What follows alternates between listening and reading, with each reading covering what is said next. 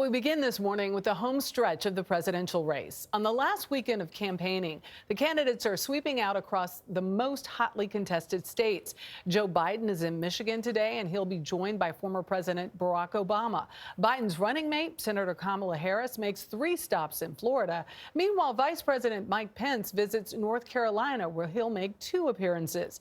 And President Trump holds 4 rallies in Pennsylvania.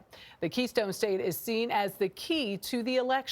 With 20 electoral votes up for grabs, both campaigns have been pushing hard there in the closing days of the race. Last night, the president held a socially distanced rally in Minnesota, a state he's hoping to add to his column after narrowly losing it in 2016. The last-minute campaigning comes as the U.S. hit another record high for coronavirus infections in a single day, again on Friday, when nearly 100,000 new cases were reported. Paula Reid kicks off our coverage from Minneapolis this morning. Paula, good morning. Good morning, Michelle. In these last few days before the election, President Trump is hitting these key battleground states, but many of these states are also COVID hotspots, including here in Minnesota, where last night the state's governor restricted the size of the president's event as the state hit a record in new COVID cases. Hello, Rochester. President Trump hammered the state's Democratic governor for limiting his rally to just 250 supporters following COVID outbreaks tied to 2 previous rallies held there. There are at least 25,000 people who wanted to be here tonight. They were here for a long time. They waited and waited, and then the governor did bad things. With COVID raging in every swing state he hit Friday, the president still tried to downplay the virus. Right, it's a pandemic and you're doing good.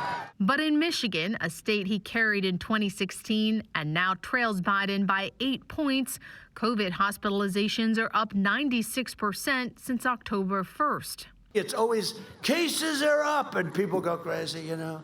No, it's you live with it.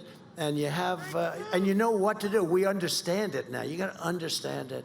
But we're making that beautiful turn. Mr. Trump tried to undermine confidence in the death toll by falsely suggesting doctors intentionally overreport COVID deaths. You know, our doctors get more money if somebody dies from COVID. That's true. It's like $2,000 more, so you get more money. The president's rally in Green Bay was criticized by the local hospital system, which warned it was a bad idea, given the city has one of the highest infection rates in the nation. No, I don't at all, no. And they're outdoor rallies. They're all outdoor. The president's attempts to downplay the virus are undermined by evidence from the CDC. CBS News has learned CDC data shows cases are surging in 49 states. On a call with state governors, coronavirus task force member Dr. Deborah Birx warned. We're seeing now surge across the northern part of the United States. We now have about 1,200 counties, almost a third of the country in our hotspot category. Today, President Trump will make 4 stops in Pennsylvania, a pivotal swing state that he won in 2016. But recent polls show him trailing former Vice President Joe Biden. Jeff. Paula, thank you very much.